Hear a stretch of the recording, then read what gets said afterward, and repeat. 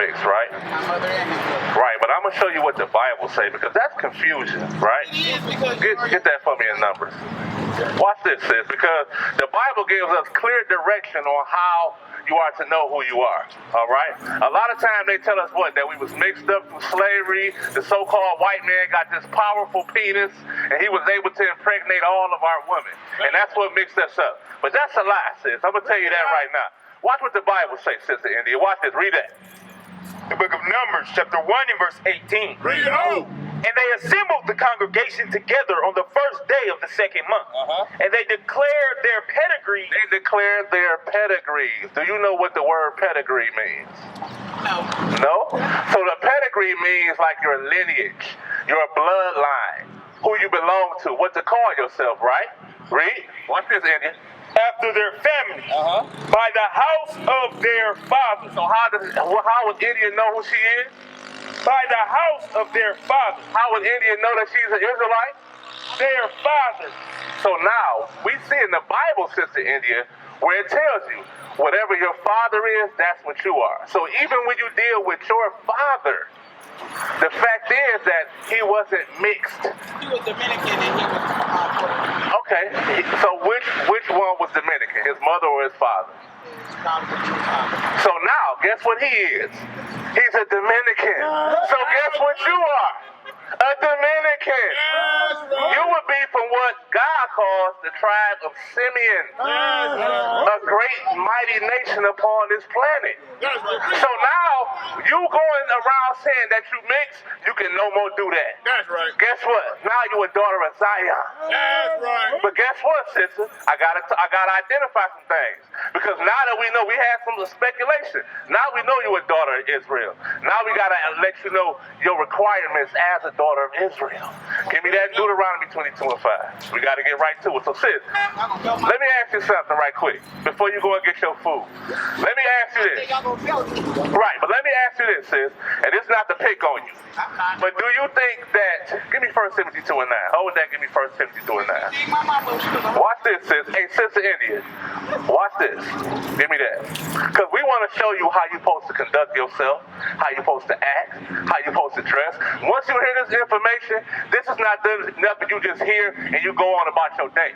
These things what made these men change their lives. We heard this and we heard who we were and we changed our life. Why do you think we out here in the middle of the day in the hot sun waking up the greatest people on this planet? That's right. So sis, I got to let you know what the Bible says about something I see in you right now. All right? Read that. The book of 1 Timothy, chapter 2 and verse 9. Read it out. In like manner also, that the woman adorn herself or dresses herself with what? In modest apparel. So now, Sister India, do you know what modest means? Huh? Do you know what the word modest means? You know what you're describing it as, because the Bible tells us one thing. Right, so the Bible tells you, and secular understanding tells you that modest means to what? Not draw sexual attention, right?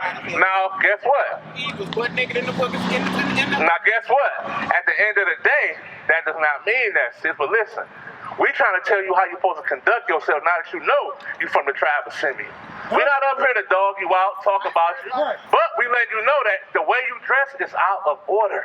It is not how a daughter of Zion is supposed to dress. Read that. With shamefacedness. With shamefacedness, meaning what? Humble. Very humble, very light-spoken. Not always obnoxious, loud, like a lot of our women is, right? Read. And sobriety. And sobriety, meaning what? Don't out here getting drunk, being loose, and clear-minded. But most of all, modestly dressed. That's right. So you got to think about it like this. If you love your brother, you would say, you know what? Instead of me dressing like this, showing my breasts, showing my curves, I'm going to make sure I don't go tempt this brother. I don't tempt that brother. Why? Right. So that's even more reason to not dress like that. Right? That's even more reason to not dress like that. Because now, guess what? You dishonoring your husband. Whether he knows it or not. If I can go out here and I'm married to a woman and anybody can see these goodies that I only supposed to see, what you don't think it's a problem with that? Bring it out. Because that's how what? You get whoremongering. You get adultery, you get fornication. Now what, you have single parent homes? Why? Because I didn't plan on being with you. I saw you, I saw something I liked, I dealt with you that night, and you was never to see me again. But the whole time, this young man to grow up without a father.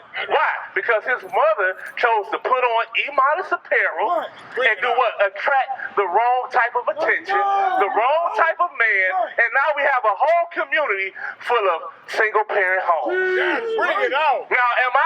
Parent homes is that is failed to do their job as a man and take care of home. That's why. I agree. Because of how they dress, you got women that dress moderate. Right. They husbands still brought their mistresses to sit at their motherfucking table and play cards and eat out their same bowl. Now, I'm gonna ask you something, right? Because, hey, sis, we're not throwing no blame on no one people, but we gotta ask ourselves this: the same way we just give me that in Isaiah 3 about the woman that lead us.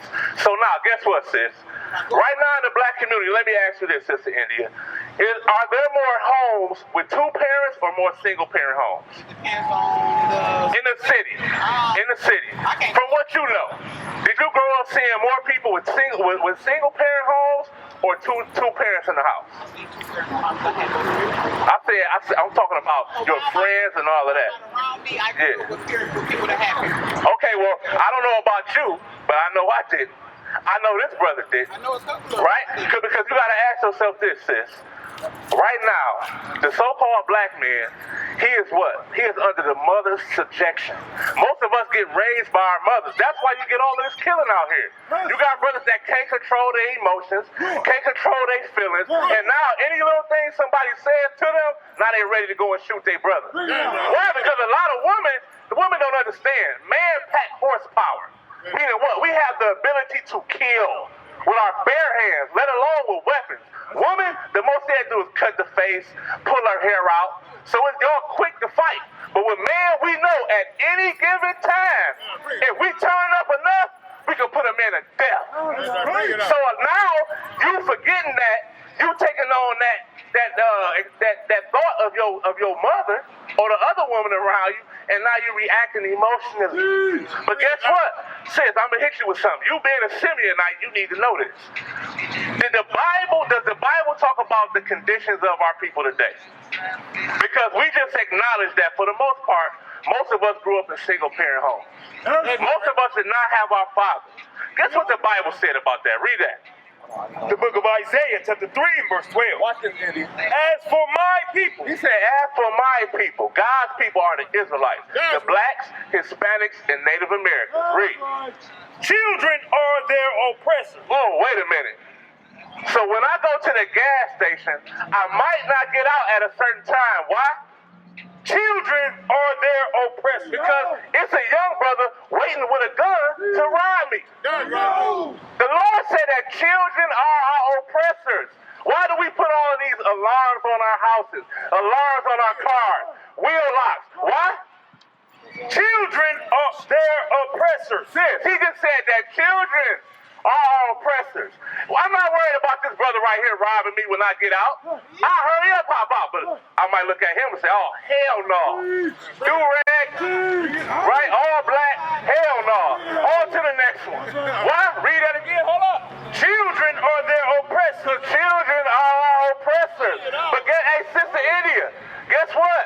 Guess what made a lot of them turn into our oppressors? Let's see why. Read that. And women rule over them. And what?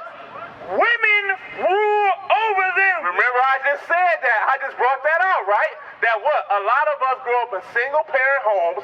More than likely the mother raises us, and now she raises someone who oppresses his own nation. Someone who oppresses his own people. Why? Because he grew up hating himself. He grew up, the mother said, hey, you look like your damn daddy. You ain't nothing. So now he here, he ain't nothing. Now he said, well, if I ain't nothing, the man next to me ain't nothing. So now we got a whole chain of events happening.